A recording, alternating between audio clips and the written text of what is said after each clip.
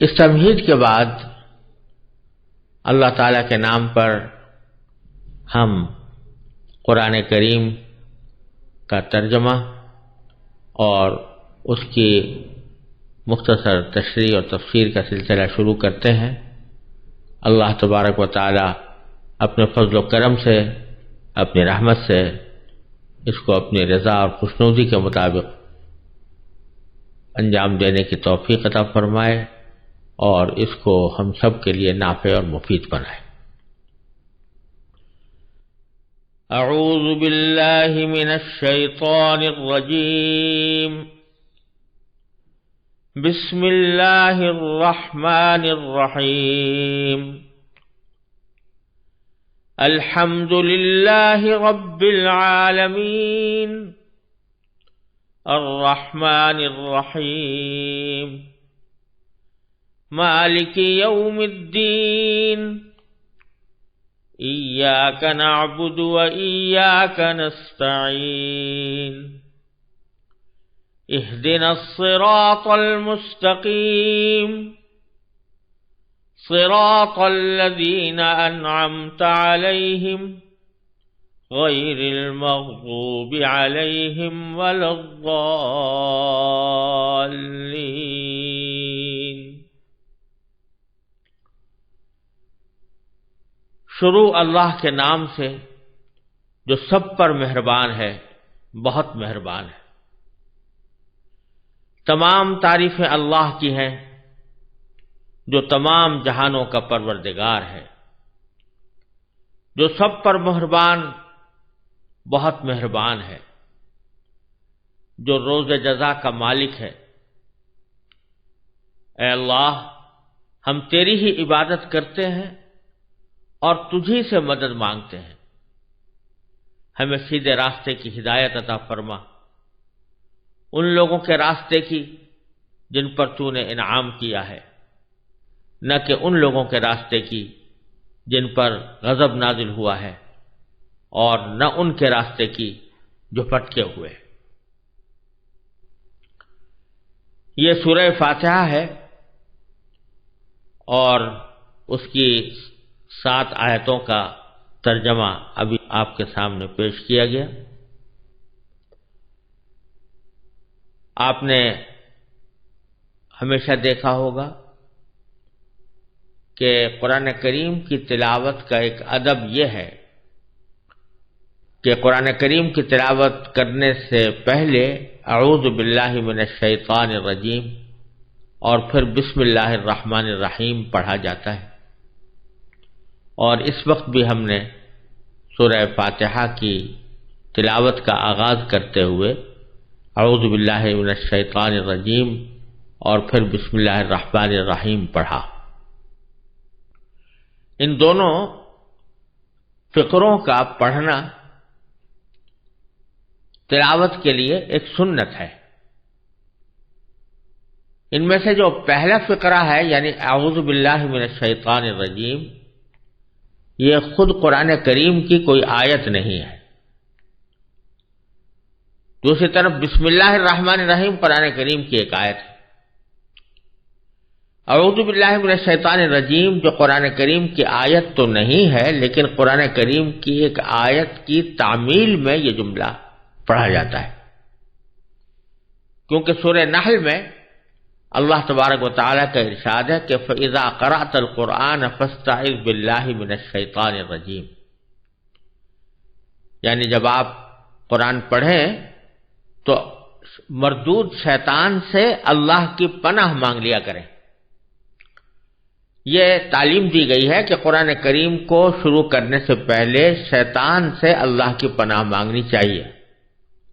چنانچہ اسی حکم کی تعمیل میں ہر قرأت سے پہلے اعوذ باللہ من الشیطان الرجیم پڑھا جاتا ہے،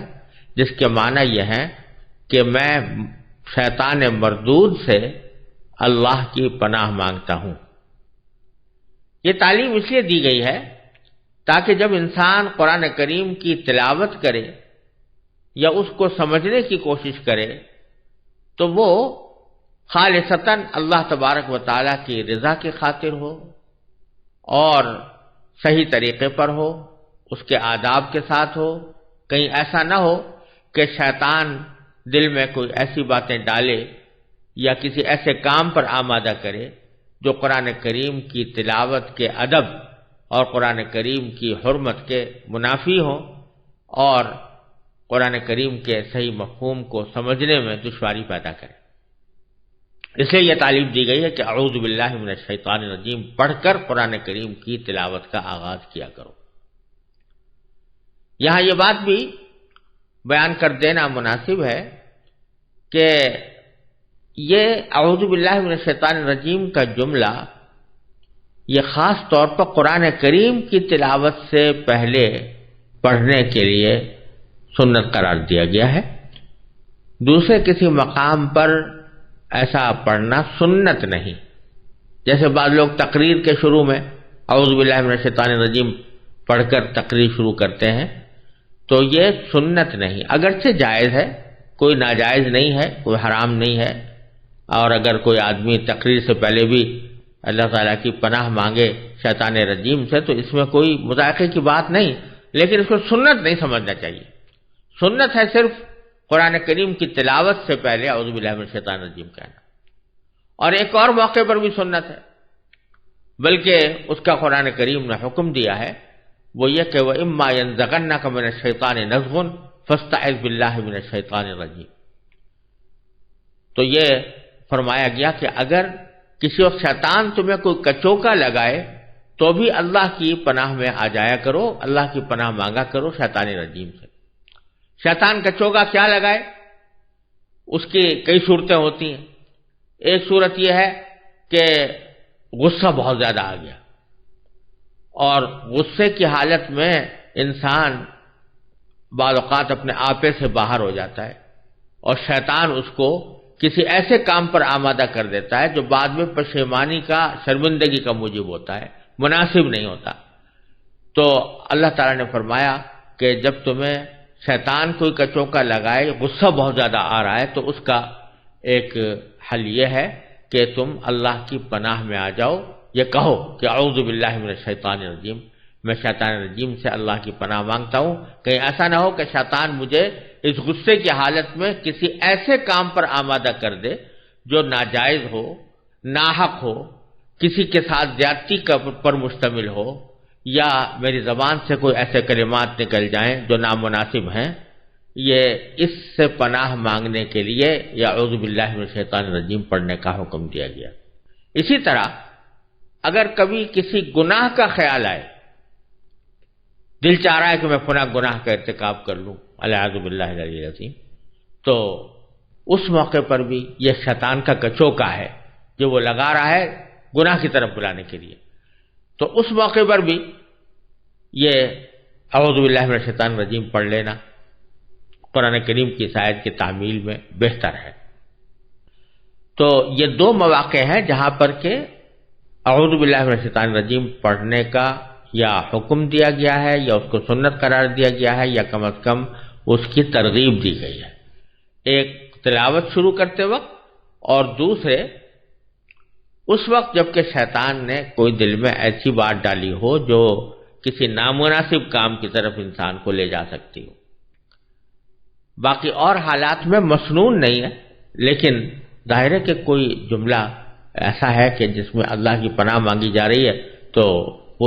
کوئی ناجائز بات نہیں ہے، کوئی بری بات نہیں ہے، یہ جس وقت بھی انسان اللہ کی پناہ میں آ جائے بہتر ہے۔ یہ تو تفصیل تھی اعوذ باللہ من الشیطان الرجیم۔ اس کے بعد دوسرا فقرہ جو تلاوت سے پہلے پڑھا جاتا ہے وہ ہے بسم اللہ الرحمن الرحیم۔ یہ باقاعدہ قرآن کریم کی آیت ہے، اور اس کو ہر سورت کے شروع میں پچھلی سورت سے ممتاز کرنے کے لیے اس کو نازل کیا گیا تھا، اور یہ ایسی آیت ہے کہ جو قرآن کریم کی ہر سورت کے شروع میں آپ کو لکھی نظر آئے گی، سوائے سورہ توبہ کے۔ سورہ توبہ میں نہیں لکھی ہوئی ہے، جس کی وضاحت انشاءاللہ اللہ تعالیٰ نے زندگی عطا فرمائی تو سورہ توبہ کی شروع میں کی جائے گی، لیکن اور ساری سورتوں میں بسم اللہ الرحمن الرحیم لکھی ہوئی ہے، اور مسنون بھی یہ ہے کہ جب آدمی تلاوت کر رہا ہو، ایک سورت ختم ہو تو دوسرے سورت کو شروع کرنے سے پہلے بسم اللہ الرحمن الرحیم پڑھے۔ پہلے تو اس بسم اللہ الرحمن الرحیم کے بارے میں اس کا ترجمہ اور اس کا مطلب سمجھنے کی ضرورت ہے، اور پھر اس کے بعد اس بسم اللہ الرحمن الرحیم کے احکام اور شریعت نے کن مواقع پر اس کو کہنے کا ہمیں حکم دیا ہے اس کی تھوڑی سی تفصیل انشاءاللہ عرض کروں گا۔ ترجمہ یہ ہے کہ اللہ کے نام سے جو رحمان بھی ہے رحیم بھی ہے، جس کا ترجمہ ہم نے یوں کیا کہ جو سب پر مہربان ہے، بہت مہربان۔ تو اللہ کے نام سے، اور ایک اس کا متعلق محذوف ہے جس کے معنی یہ ہے کہ میں شروع کر رہا ہوں اللہ کے نام سے، اس لیے ہم نے ترجمے میں کہا شروع اللہ کے نام، جو سب پر مہربان بہت مہربان ہے۔ اللہ تبارک و تعالیٰ کے نام سے شروع کرنے کا رواج تو بہت پہلے سے تھا، اور قرآن کریم کے نازل ہونے سے پہلے خود نبی کریم صلی اللہ علیہ وسلم بھی جب کوئی کام شروع کرتے یا کوئی بات کہنا شروع کرتے یا کوئی تحریر لکھواتے تو بسمک اللہم کہہ کر لکھوایا کرتے تھے، جس کے معنی ہے اللہ آپ کے نام سے۔ لیکن جب یہ آیت کریمہ نازل ہو گئی تو اس کے بعد آپ نے اس کے بجائے یہی جملہ اختیار فرمایا، بسم اللہ الرحمن الرحیم، اسی سے ہر کام کو آغاز کرنے کا آپ نے حکم دیا۔ اللہ تبارک و تعالیٰ کا نام گرامی ہے، اور پھر اس کی دو صفتیں بیان فرمائی گئی ہیں، الرحمن الرحیم۔ دونوں لفظ رحم سے نکلے ہیں، رحمت سے نکلے ہیں، جس کے معنی ہے رحمان کے معنی بہت رحمت کرنے والا، اور رحیم کے معنی بھی بہت رحم کرنے والا۔ بظاہر تو یہ دونوں ایک جیسے الفاظ ہیں اور ایک ہی جیسے ان کے معنی ہیں، لیکن علماء لغت نے یہ بات بیان کی ہے کہ ان دونوں میں ایک اہم فرق ہے۔ رحمان بھی بہت مہربان کو کہیں گے، بہت رحم کرنے والے کو کہیں گے، رحیم بھی بہت رحم کرنے والے کو کہیں گے، لیکن اس بہت کی کیفیت میں فرق ہے۔ رحمان اس ذات کو کہا جائے گا کہ جس کی رحمت بہت زیادہ وسیع ہو، اس میں وسعت زیادہ ہو، جس کو آپ آج کل کی انگریزی اصطلاح میں کہہ سکتے ہیں کہ جو زیادہ ایکسٹینسو ہو، جس کی وسعت زیادہ ہو، زیادہ لوگوں تک اس کی رحمت پہنچنے والی ہو، اس کو رحمان۔ اور رحیم کے معنی یہ ہے کہ جس کی رحمت میں گہرائی زیادہ ہو، کہ رحمت جس پر بھی ہو مکمل طور پر ہو، جس کو اگر آج کی آپ عام فہم اصطلاح میں کہنا چاہیں تو یہ کہہ سکتے ہیں کہ جس کی رحمت انٹینسو زیادہ ہو، تو اس میں رحمان کے اندر وسعت ہے اور رحیم کے اندر گہرائی ہے اور مکمل ہونے کا مفہوم ہے۔ تو اسی لیے کہا جاتا ہے کہ باری تعالیٰ ایک طرف تو رحمان ہے، یعنی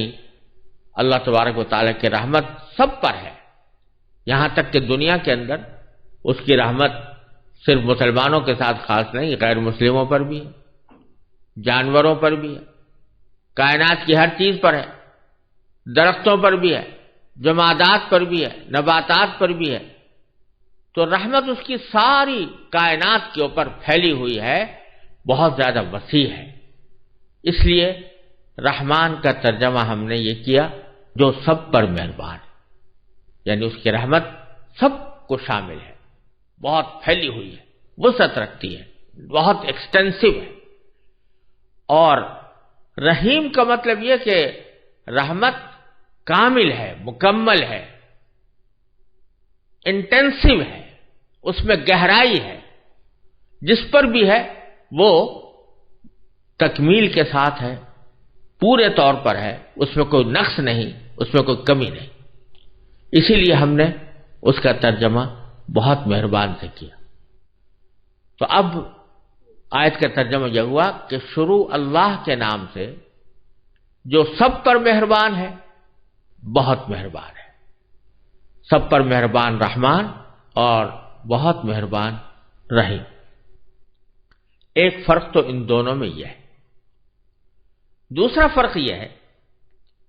کہ رحمان کا جو لفظ ہے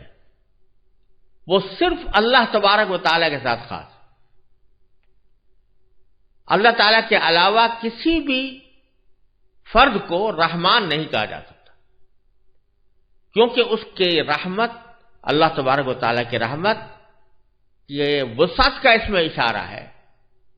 تو وسیع رحمت کسی کی بھی نہیں ہو سکتی۔ کوئی فرد دنیا میں یہ دعویٰ نہیں کر سکتا کہ اس کی رحمت یا اس کا رحم کائنات کی ہر چیز کو شامل ہے، کوئی بھی نہیں کہہ سکتا۔ یہ صرف اللہ تبارک و تعالیٰ کی صفت ہے کہ اس کی رحمت پوری کائنات کو شامل ہوتی ہے، پوری کائنات کے اوپر وسعت رکھتی ہے۔ لہذا رحمان کا لفظ کسی اور کے لیے، اللہ تبارک و تعالیٰ کے سوا کسی اور کے لیے استعمال کرنا جائز نہیں، حرام ہے۔ اگر کوئی شخص کسی انسان کو رحمان کہے تو یہ شرک ہے، کیونکہ اللہ تبارک و تعالیٰ کے ساتھ اس لفظ کا خصوصی امتیاز ہے، اور اللہ تبارک و تعالیٰ کے سوا کسی اور کو الرحمن کہنا جائز نہیں۔ اسی سے یہ معلوم ہوا کہ آج کل ہمارے معاشرے میں جو یہ غلط رواج پڑ گیا ہے کہ کسی کا نام عبد الرحمن ہے تو اس کو ایبریویٹ کر کے، اس کو مخفف کر کے رحمان صاحب کہتے ہیں، یہ بہت غلط بات ہے۔ رحمان کا لفظ سوائے اللہ تبارک و تعالیٰ کے کسی کے لیے استعمال نہیں ہو سکتا، لہذا اگر کسی کا نام عبد الرحمن ہے تو پورا نام عبد الرحمن لینا ہی چاہیے، صرف رحمان کہہ کر اس کو خطاب کرنا یا اس کا حوالہ دینا یہ درست نہیں، اور اندیشہ ہے کہ اللہ بچائے غیر ارادی طور پر یہ انسان کو شرک کے قریب نہ لے جائے، لہذا اس سے بہت زیادہ احتیاط کی ضرورت ہے۔ رحیم کا لفظ البتہ اس معاملے میں رحمان سے مختلف ہے۔ رحیم کے معنی ہوتے ہیں جس کی رحمت مکمل ہو، پوری ہو، تو یہ وصف چونکہ کسی انسان میں بھی اللہ تعالیٰ کی تخلیق کی وجہ سے ہو سکتا ہے کہ کوئی انسان جب کسی کے ساتھ رحم کا معاملہ کرے تو مکمل رحم کا معاملہ کرے، لہذا رحیم کا لفظ اللہ تعالیٰ کے علاوہ بھی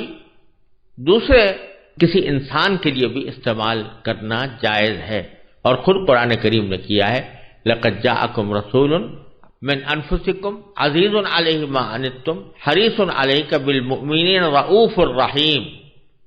یہاں حضور اقدس نبی کریم سرور دو عالم صلی اللہ علیہ وسلم کو رحیم فرمایا گیا،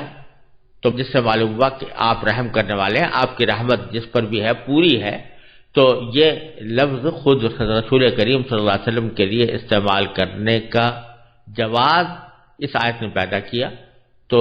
وہاں پر ہم یہاں یہ بات معلوم ہو رہی ہے کہ کسی انسان کے لیے بھی رحیم کا لفظ استعمال ہو سکتا ہے، اگرچہ اس کا صحیح مصداق، حقیقی مصداق تو اللہ تعالیٰ ہی ہے، لیکن اپنے وسیع معنی میں اس کو غیر اللہ کے لیے استعمال کرنے کی بھی اجازت ہے۔ یہ ایک دوسرا فرق ہے جو رحمان اور رحیم میں پایا جاتا ہے۔ یہ تو بسم اللہ الرحمن الرحیم کا ترجمہ تھا۔ اس بسم اللہ الرحمن الرحیم کے کچھ اہم احکام بھی ہیں اور ان کے پیچھے ایک بہت بڑا فلسفہ بھی۔ نبی کریم سرور دو عالم صلی اللہ علیہ وسلم نے ایک حدیث میں ارشاد فرمایا ہے کہ کل امر ذی بال لا یبدأ فیہ بسم اللہ فہو اقطع، یا بعض روایت میں فہو ابتر، جس کے معنی یہ ہے کہ ہر وہ اہم کام جو اللہ کے نام سے شروع نہ کیا جائے وہ ادھورا ہے یا ناتمام ہے۔ چنانچہ رسول کریم صلی اللہ علیہ وسلم نے ہر اہم کام کو بسم اللہ الرحمن الرحیم سے شروع کرنے کی تاکید فرمائی، یہاں تک کہ کھانا کھاتے وقت، پانی پیتے وقت، سواری پر سوار ہوتے وقت، کوئی خط یا تحریر لکھتے وقت، غرض ہر قابل ذکر مشغلے کے شروع میں آپ بسم اللہ الرحمن الرحیم پڑھا کرتے تھے۔ بظاہر تو یہ ایک مختصر سا عمل ہے جسے بعض اوقات ایک رسمی سی کارروائی سمجھ کر لوگ نظر انداز کر دیتے ہیں، لیکن حقیقت میں یہ کوئی رسم نہیں، بلکہ اس سے ایک بہت بنیادی فکر کی آبیاری مقصود ہے۔ یہ ایک ایسی اہم حقیقت کا اعتراف ہے جس کو پیش نظر رکھنے سے زندگی کے تمام مسائل کے بارے میں انسان کا پورا نقطہ نظر اور معاملات طے کرنے کے لیے اس کی پوری اپروچ ہی بدل جاتی ہے، کیونکہ یہ اس بات کا اعلان ہے کہ اس کائنات کا کوئی ذرہ اللہ تعالیٰ کے حکم اور اس کی مشیت کے بغیر حرکت نہیں کر سکتا۔ انسان کو اپنی عملی زندگی میں اسباب کے اختیار کرنے کا حکم ضرور دیا گیا ہے، لیکن نہ تو یہ اسباب خود بخود وجود میں آ گئے ہیں اور نہ ان اسباب میں بذات خود کوئی کارنامہ انجام دینے کی طاقت موجود ہے۔ حقیقت میں ان اسباب کو پیدا کرنے والا اور ان میں تاثیر پیدا کر کے ان کے نتیجے میں واقعات کو وجود میں لانے والا کوئی اور ہے۔ ذرا سا غور کیجئے کہ جب ہم پانی پینا چاہتے ہیں تو بسا اوقات غفلت اور بے دیانی کے عالم میں پی کر فارغ ہو جاتے ہیں۔ ایک ظاہر بین انسان زیادہ سے زیادہ اتنا سوچ لیتا ہے کہ اسے پانی کہاں سے حاصل ہوا، کس کنویں سے یا دریا سے یا جھیل سے، اور انسان کی پیاس بجھانے کے لیے اللہ تعالیٰ کی قدرت کاملہ نے کائنات کی کتنی قوتیں اس کی خدمت میں لگا رکھی ہیں اور اس کے لیے کیسا عجیب و غریب نظام بنایا ہوا ہے، اس کا دھیان بہت کم لوگوں کو آتا ہے۔ اللہ تعالیٰ نے پانی کا عظیم الشان ذخیرہ سمندروں کی شکل میں محفوظ فرمایا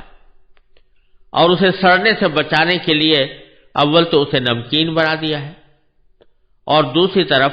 اسے ہر دم اس طرح رواں دواں رکھا ہے کہ اس کی موجیں حرکت اور بےتابی کی علامت بن گئی، اور باوجود کہ اس میں روزانہ ہزارہ جانور مرتے ہیں لیکن یہ پانی کبھی سڑتا نہیں۔ لیکن انسان کے لیے پانی کے اس عظیم الشان ذخیرے سے براہ راست فائدہ اٹھانا ممکن نہیں تھا، اس لیے کہ اول تو اس میں پانی کی کڑواہٹ ہی ایسی تھی کہ اسے انسان پی نہیں سکتا تھا، دوسرے اس پانی کا حصول صرف آس پاس بسنے والوں کے لیے ہی ممکن تھا، دور رہنے والے اس سے فائدہ نہیں اٹھا سکتے۔ اس کے لیے اللہ تبارک و تعالیٰ نے ایک طرف سمندر سے مانسون اٹھا کر اس میں ایک ایسا خودکار پلانٹ نصب کر دیا جس کے ذریعے سمندر کے کڑوے پانی کو میٹھا کرنے کا حیرت انگیز نظام کسی انسانی محنت یا مالی خرچ کے بغیر مسلسل جاری ہے۔ دوسری طرف اس مانسون کو بادلوں کی شکل دے کر اللہ تعالیٰ نے ایک مفت ایئر کارگو سروس فراہم کر دی ہے جس کے ذریعے یہ سیال پانی ہوا میں تیرتا اور سینکڑوں بلکہ ہزاروں میل کی مسافت طے کرتا ہے،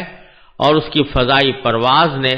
دنیا کے ہر خطے کو سمندر کا پانی میٹھا کر کے سپلائی کرنے کی ذمہ داری لے رکھی۔ لیکن نہ تو انسان یہ برداشت کر سکتا تھا کہ اس پر ہر وقت بادل چھائے رہیں اور بارش برستی رہے، اور نہ اس میں یہ طاقت تھی کہ وہ سال بھر یہ 6 مہینے کا پانی ایک ساتھ اکٹھا کر کے رکھ سکے۔ لہذا اللہ تبارک و تعالیٰ کی قدرت و حکمت نے یہ انتظام فرمایا کہ بادلوں کا یہ پانی پہاڑوں پر برسا کر اس کے منجمد ذخیرے برف کی شکل میں محفوظ فرما دیے۔ پانی کا یہ دل فریب کولڈ سٹوریج پہاڑوں کی چوٹیوں پر دلاویز نظارے تو فراہم کرتا ہی ہے، لیکن اس کا اصل کام ہماری پیاس بجھانے کا انتظام ہے۔ اسی کو قرآن کریم نے یہ ارشاد فرمایا کہ افرأیتم الماء الذی تشربون اانتم انزلتموہ من المزن ام نحن المنزلون، کہ ذرا غور تو کرو کہ وہ پانی جو تم پیتے ہو کیا تم نے اس کو بادلوں سے اتارا ہے یا ہم نے اس کو بادلوں سے اتارا ہے؟ ہم ہیں اس کو بادلوں سے اتارنے والے۔ پھر انسان کو یہ تکلیف بھی نہیں دی گئی کہ وہ اس برفستان میں خود جا کر اپنی ضرورت پوری کرے، بلکہ اسے سورج کی گرمی سے پگھلا کر دریا اور پہاڑی نالے بنا دیے گئے، اور اس کے علاوہ پانی کے سوتوں کے ذریعے زمین کے کونے کونے میں ایسی پائپ لائن بچھا دی گئی ہے کہ انسان جہاں سے زمین کھودے وہیں سے پانی برآمد ہو جاتا ہے۔ سمندر سے پانی اٹھا کر اسے پہاڑوں پر محفوظ کرنے اور پھر زمین دوز پائپ لائن کے ذریعے دنیا کے چپے چپے تک اسے پہنچانے کے عظیم الشان سلسلے میں کہیں بھی کسی انسانی عمل یا اس کی فکر و کاوش اور منصوبہ بندی کا کوئی دخل نہیں۔ انسان کا کام صرف اتنا ہے کہ وہ ان بہتے ہوئے دریاؤں یا زمین میں پوشیدہ سوتوں سے اپنی ضرورت کے مطابق پانی حاصل کر لے۔ اگرچہ یہ کام پانی کی سپلائی کے مذکورہ بالا قدرتی اور آفاقی نظام کے مقابلے میں نہایت محدود اور مختصر کام ہے، لیکن اس محدود سے کام کی انجام دہی میں بھی انسان بڑی مشقت اٹھاتا، بہت روپیہ خرچ کرتا اور کائنات کے دوسرے وسائل سے کام لیتا ہے۔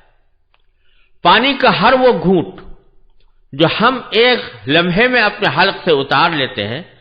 آب رسانی کے سارے طویل عمل سے گزر کر ہم تک پہنچتا ہے، جس میں سمندر، بادل، پہاڑ، آفتاب، ہوائیں، ندی نالے، زمین اور اس میں پوشیدہ خزانے، اس پر چلتے ہوئے جانور اور بالآخر انسان اور اس کے بنائے ہوئے آلات سب اپنا اپنا کردار ادا کر چکے ہوتے ہیں۔ جب حضرت صلی اللہ علیہ وسلم نے یہ تعلیم دی کہ پانی پینے سے پہلے بسم اللہ الرحمن الرحیم کہو، یا کم از کم بسم اللہ ہی کہہ دو، جس کا مطلب یہ ہے کہ اللہ کا نام لے کر پانی پینا شروع کرو، تو در حقیقت اس کا مقصد یہی ہے کہ پانی کی اس نعمت کے استعمال سے پہلے اللہ تبارک و تعالیٰ کے اس احسان عظیم کو یاد کرو، جس سے تمہارے ہونٹوں تک پانی کے یہ گھونٹ پہنچانے کے لیے کائنات کی کتنی قوتوں کو تمہاری خدمت میں لگا دیا۔ اس پانی کے حصول کے لیے تم نے چند ظاہری اسباب ضرور اپنے عمل اور اپنی محنت سے اختیار کیے، لیکن ان ظاہری اسباب کی رسائی ایک خاص حد سے آگے نہیں تھی۔ اس حد کے پیچھے اللہ تعالیٰ کی ربوبیت کا وہ محیر العقول نظام کام کر رہا ہے، جو انسان کے عمل ہی نہیں، اس کی سوچ اور تصور کی پرواز سے بھی بالاتر ہے۔ پھر ایک عام آدمی کو اس سے زیادہ کسی بات سے سروکار نہیں ہوتا کہ اسے پیاس لگی تھی جسے اس نے ایک گلاس پانی پی کر تسکین دے دی، لیکن یہ پانی حلق سے اتر کر کہاں جا رہا ہے اور اس کے جسم کی کیا کیا خدمات انجام دے رہا ہے، اس کی طرف عام طور سے کسی کا دھیان بھی نہیں جاتا۔ ذرا غور سے کام لیں تو در حقیقت ہماری جسمانی مشینری کے ایک ایک پرزے کو پانی کی ضرورت تھی، جس کے بغیر یہ مشینری کام نہیں کر سکتی تھی، لیکن چونکہ عام انسان یہ بھی پتہ نہیں لگا سکتا کہ اس کے جسم میں کب پانی کی مطلوبہ مقدار کم ہو گئی ہے، اس لیے قدرت خداوندی نے اسے پیاس کی شکل میں ایک عام فہم میٹر عطا کر دیا، جو ہر عالم و جاہل، شہری اور دیہاتی، یہاں تک کہ ناسمجھ بچے کو بھی خود بخود یہ بتا دیتا ہے کہ اسے پانی کی ضرورت ہے۔ وہ اسے صرف اپنے ہونٹ اور حلق کی ضرورت سمجھتا ہے اور انہی دو چیزوں کو تر کر کے مطمئن ہو جاتا ہے کہ پیاس بجھ گئی، لیکن در حقیقت پانی کا اصل فائدہ اس سے کہیں آگے ہے۔ وہ صرف ہونٹ اور حلق کی ہی نہیں بلکہ پورے جسم کی مانگ تھی۔ وہ حلق سے گزر کر جسم کے ہر اس حصے کو سیراب کرتا ہے جسے اپنی زندگی برقرار رکھنے کے لیے اس کی ضرورت تھی، اور اس طرح جسم کی اندرونی پائپ لائن کے ذریعے وہ پانی سر سے لے کر پاؤں تک ضرورت کی تمام جگہوں تک پہنچایا جاتا ہے، اور پھر جتنے پانی کی جسم کو ضرورت ہوتی ہے اتنا جسم میں باقی رہتا ہے، اور باقی حصہ جسم کی دھلائی کرنے کے بعد اپنے ساتھ مضر اجزاء کو بہا کر دوبارہ جسم سے باہر نکل جاتا ہے۔ مشہور ہے کہ ہارون رشید ایک مرتبہ پانی پینے کے لیے گلاس ہاتھ میں لیے ہوئے تھے۔ وہ اس گلاس کو ہونٹوں تک لے جانے لگے تو قریب ہی بیٹھے ہوئے بہلول مجذوب نے ان سے کہا کہ امیر المومنین ذرا ایک لمحے کے لیے رک جائیے۔ ہارون رشید رک گئے تو بہلول نے کہا ذرا بتائیے کہ اگر شدید پیاس کے وقت آپ کو یہ پانی نہ ملے تو آپ اسے حاصل کرنے کے لیے کتنی دولت خرچ کر دیں گے؟ ہارون رشید نے کہا کہ ساری دولت۔ بہلول نے کہا اچھا اب پانی پی لیجئے۔ جب وہ پی کر فارغ ہوئے تو بہلول نے پھر پوچھا کہ امیر المومنین ذرا یہ بھی بتا دیجئے کہ جتنا پانی آپ دن بھر میں پیتے ہیں اگر وہ سارے کا سارا جسم کے اندر ہی رہ جائے اور باہر نہ نکل سکے تو اسے باہر نکالنے کے لیے یعنی پیشاب کرنے کے لیے آپ کتنی دولت خرچ کر دیں گے؟ ہارون نے پھر کہا کہ ساری دولت۔ اس پر بہلول نے کہا کہ آپ کی ساری دولت ایک گلاس پانی کو جسم میں داخل کرنے اور اسے باہر نکالنے کی قیمت بھی نہیں ہے۔ کہنے کو تو یہ ایک لطیفہ ہے، لیکن واقعتاً یہ ایک ایسی سامنے کی حقیقت ہے جو بدیہی ہونے کے باوجود ہماری نظروں سے اوجھل رہتی ہے۔ یہ تو ایک پانی کی مثال تھی۔ روٹی کے نوالے کو لے لیجئے جو ایک لمحے میں ہم حلق سے اتار لیتے ہیں۔ ایک ظاہر بھی نگاہ صرف حد تک جاتی ہے کہ ہم نے اپنے کمائے ہوئے پیسوں سے بازار سے آٹا خریدا اور اسے روٹی تیار کر لی، لیکن بازار تک اس آٹے کو پہنچانے کے لیے کائنات کی کتنی طاقتیں سرگرم رہیں اس کی طرف عموماً نگاہ نہیں جاتی۔ انسان کا کام اتنا ہی تو تھا کہ وہ زمین میں ہل چلا کر اس میں بیج ڈال دے، لیکن کون ہے جس نے اس چھوٹے سے بیج میں ایسا پروسیسنگ پلانٹ لگایا ہوا ہے کہ اس میں سے کوپل پھوٹ نکلی؟ کون ہے جس نے مٹی کے دبیز تہوں میں اس کوپل کی پرورش کی اور اسے یہ قوت عطا کی کہ وہ اپنے منحنی جسم کی لچکدار نوک سے زمین کا پیٹ پھاڑ کر نمودار ہو اور ایک لہلہاتی ہوئی کھیتی میں تبدیل ہو جائے؟ پھر کون ہے جس نے اس پر چاند سورج کی کرنیں بکھیری، اسے لہراتی ہوئی ہواؤں کا گہوارہ فراہم کیا، اس پر بادلوں کا شامیانہ تان دیا اور اس کو جھلسنے سے بچایا اور اس پر رحمت کا مے برسا کر اس کی نشو و نما کی رفتار تیز کر دی، یہاں تک کہ ایک ایک کھیت میں سینکڑوں خوشے اور ایک ایک خوشے میں سینکڑوں دانے وجود میں آ گئے۔ قرآن کریم اسی حقیقت کو یاد دلاتے ہوئے کہتا ہے افرأیتم ما تحرثون اانتم تزرعونہ ام نحن الزارعون، ذرا بتاؤ تو صحیح کہ جو کچھ تم زمین کو گاہ کر اس میں ڈال دیتے ہو کیا تم اسے اگاتے ہو یا ہم ہیں اگانے والے؟ لہذا جب سرکار دو عالم صلی اللہ علیہ وسلم نے یہ فرمایا کہ کھانا کھانے سے پہلے بسم اللہ کہو تو اس کا مقصد اسی حقیقت کی طرف توجہ دلانا ہے کہ اس نوالے کا حصول صرف تمہاری قوت بازو کا کرشمہ نہیں بلکہ یہ اس دینے والے کی دین ہے جس نے اسے تم تک پہنچانے کے لیے کائنات کی عظیم طاقتوں کو تمہارے لیے رام کر دیا ہے۔ لہذا اس نوالے سے لطف اندوز ہوتے ہوئے اس دینے والے کو فراموش نہ کرو۔ یوں تو اللہ تعالیٰ کی یہ عطا اس کی ہر مخلوق کے لیے عام ہے، کھانا اور پانی جانوروں کو بھی ملتا ہے، لیکن جس انسان کو اللہ تعالیٰ نے عقل و شعور بخشا ہے اس میں اور بے شعور جانور میں اتنا فرق تو ہونا چاہیے کہ یہ باشعور مخلوق ان نعمتوں سے فائدہ اٹھاتے وقت غفلت کا مظاہرہ کرنے کے بجائے اپنے حقیقی محسن کو یاد کر لیا کرے۔ یہ یاد کرنا ہی در حقیقت بسم اللہ الرحمن الرحیم پڑھنے کا ایک اہم بنیادی مقصد ہے جو ہر کام کے شروع میں پڑھنے کی تلقین فرمائی گئی ہے۔ اور پھر اس کا ایک عظیم فائدہ یہ ہے کہ جب بھی آدمی کوئی کام اللہ کے نام سے شروع کر رہا ہے تو دوسری طرف وہ اپنے اس کام کی تکمیل کو اور اس کے انجام کو اپنے اللہ کے سپرد کر رہا ہے۔ جب وہ یہ کہتا ہے کہ میں یہ کام اللہ کے نام پر کر رہا ہوں، اللہ بھی کون؟ جو رحمان ہے اور رحیم ہے، تو اس کا مطلب یہ کہ میں اس ذات کے سپرد اس کام کو کر رہا ہوں جو بڑی رحمت والی ہے، جس کی رحمت وسیع بھی ہے، جس کی رحمت بہت گہری بھی ہے، میں اس کے سپرد کر رہا ہوں تاکہ میرے اس کام کو وہی اپنے فضل و کرم سے تکمیل تک بھی پہنچائے اور اس کا اصل مقصد بھی مجھے حاصل ہو۔ جب آدمی اللہ تبارک و تعالیٰ کی طرف اس طرح رجوع کر کے کوئی کام شروع کرتا ہے تو اول تو اس کام میں انشاءاللہ برکت ہوتی ہے، دوسرے یہ کہ اس عمل سے بندے کے اندر ایک عاجزی، درماندگی اور اپنے تواضع کا احساس پیدا ہوتا ہے، کیونکہ جب یہ بار بار اللہ تعالیٰ کے نام کا حوالہ دیتا ہے تو رفتہ رفتہ اس کے دل میں یہ شعور جڑ پکڑ لیتا ہے کہ وہ اس دنیا میں خالق اور مالک بن کر نہیں آیا بلکہ مخلوق اور اپنے مالک کا بندہ بن کر آیا ہے۔ یہ بندگی کا احساس اس کے دل میں تواضع، عاجزی، ہمدردی اور غمگساری پیدا کرتا ہے، اور فرعونیت، تکبر اور رعونت کے رذیل جذبات سے اس کی حفاظت کرتا ہے۔ لہذا اس بسم اللہ الرحمن الرحیم کو پڑھنے کا جو ایک سبق دیا گیا ہے، یہ اپنے پیچھے حکمتوں کا ایک جہان رکھتا ہے، اور اسی لیے نبی کریم صلی اللہ علیہ وسلم نے فرمایا